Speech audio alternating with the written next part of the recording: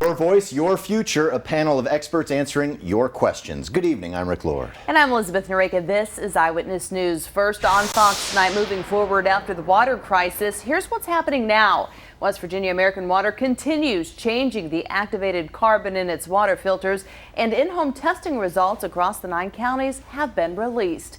This after that major MCHM leak into the Elk River back on January 9th, affecting more than 300,000 West Virginia American Water customers. On January 13th, water customers flushed their systems zone by zone, a process lasting several days. But it wasn't until February 24th that the CDC officially said that the water is safe. On April 1st, Governor Earl Ray Tomblin signed the Water Resources Protection Act, which aims to tighten regulations for above-ground storage tanks. Tonight at the historic LaBelle Theater in South Charleston, Eyewitness News hosted a second town hall meeting focusing on the water crisis.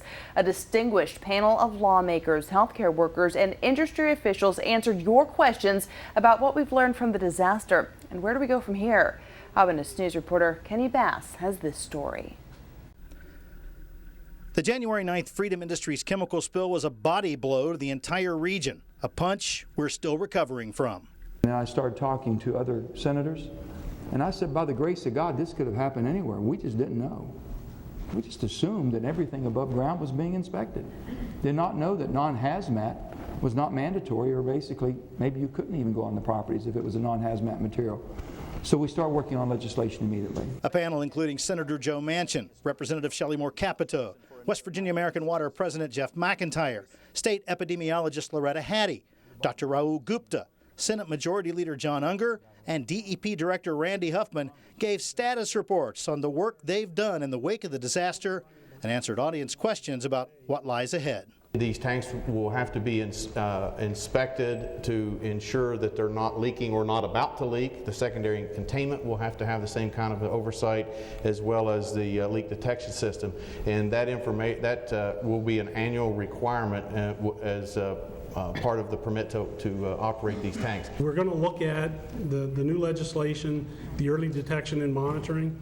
There is no commercially available gadget that you can put into a raw water intake or a system that'll tell you, hey, you've got this and you need to do something. But we're going to look at all the technologies that are commercially available and how we can best apply those to provide the belt and suspenders approach for our customers.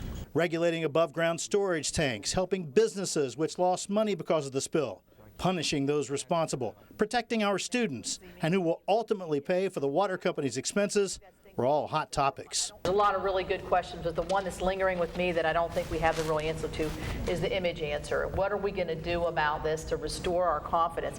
When I was driving in down D Street here, the Good Times, Happy Days restaurant has did y'all see it on the front?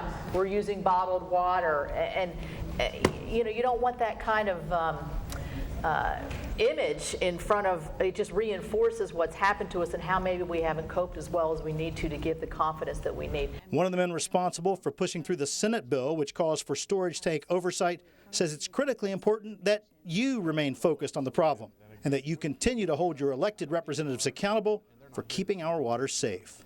But the reason it passed was because of you, the public. That's why.